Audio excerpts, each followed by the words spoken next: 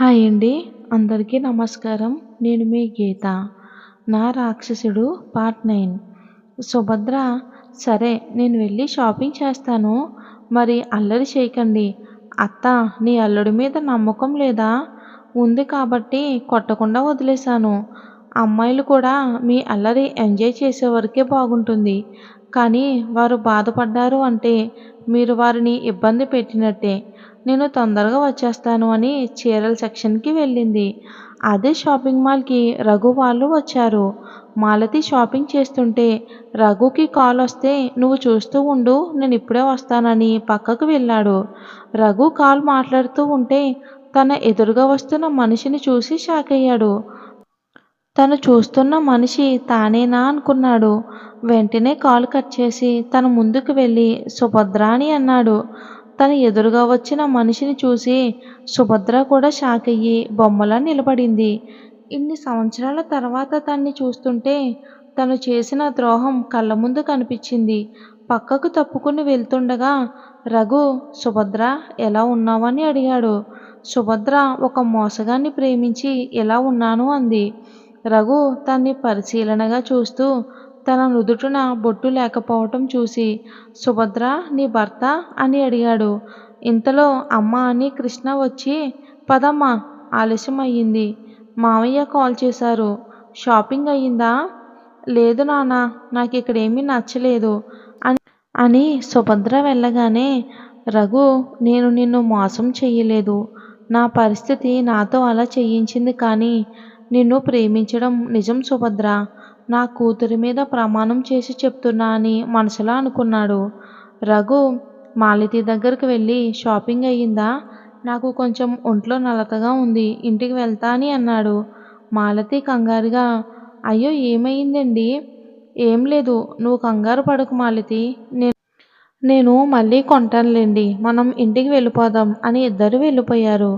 సుభద్రకి రఘుని చూసినప్పటి నుండి తన జీవితం అంతా కళ్ళ ముందు మెదులుతుంది ఒక్కసారిగా.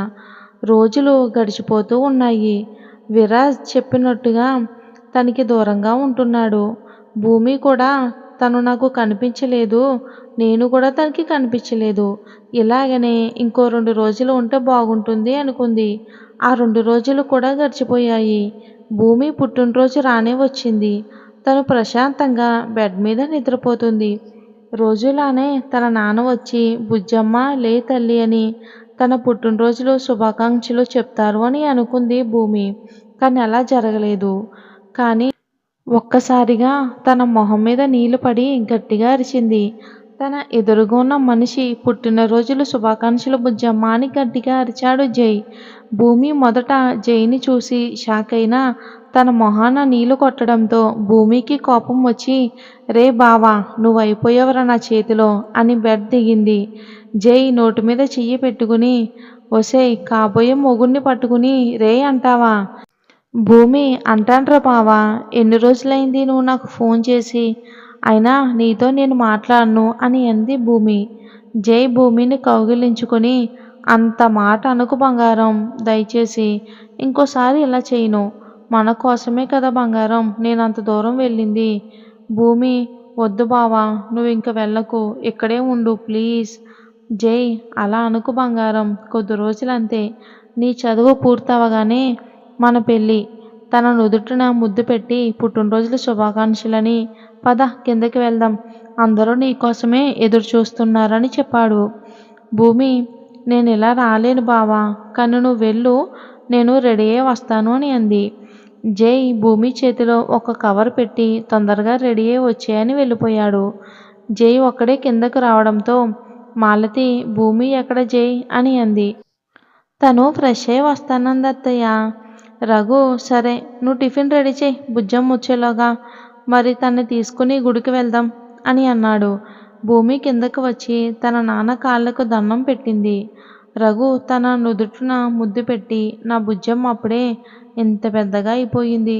పుట్టినరోజుల శుభాకాంక్షలు తల్లి అని అన్నాడు రఘు. భూమి ధన్యవాదాలు నాన్న అని తన అమ్మ దగ్గరికి వెళ్ళి తన ఆశీర్వాదం కూడా తీసుకుని అందరూ టిఫిన్ చేసి గుడికి వెళ్ళారు. అక్కడ భూమి పేరు మీద పూజ చేయించి ఇంటికి వెళ్ళారు. జై మావయ్య సాయంత్రం మా అమ్మ వాళ్ళు వస్తారు. నేను భూమిని కళాశాలలో డ్రాప్ చేసి ఇంటికి వెళ్తాను అని అన్నాడు. రఘు సరే అని చెప్పి ఆఫీస్కి వెళ్ళాడు. భూమి ఇంకా జై బైక్ మీద వెళ్తున్నారు. భూమి జైని గట్టిగా కౌగిలించుకొని, బావా ఇలా నీతో వెళ్తుంటే చాలా బాగుంది తెలుసా.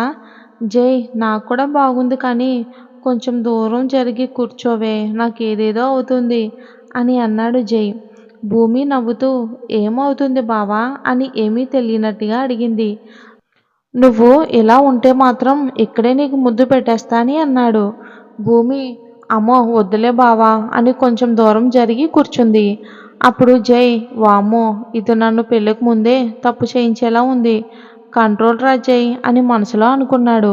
భూమి అయినా తప్పులేదులే బావా ఎలాగో మనం పెళ్లి చేసుకోబోతున్నాం కదా ఏం అవదు.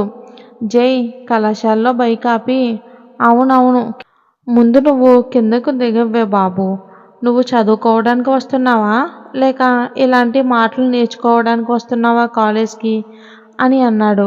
భూమి సిగ్గుపడుతూ చీ పో బావా అని అంది. జై చుట్టూ చూస్తూ భూమిని దగ్గరకు లాక్కొని బంగారం నువ్వు ఇంత రొమాంటిక్ అని అనుకోలేదు. మరి ఒక ముద్దు పెట్టొచ్చు కదా అని అన్నాడు. భూమి తన్ని ఎవరైనా చూస్తున్నారా అని చుట్టూ చూసి జై బుగ్గ మీద ముద్దు పెట్టింది. జై బుగ్గ మీద కాదే పెదవుల మీద అని చూపించాడు.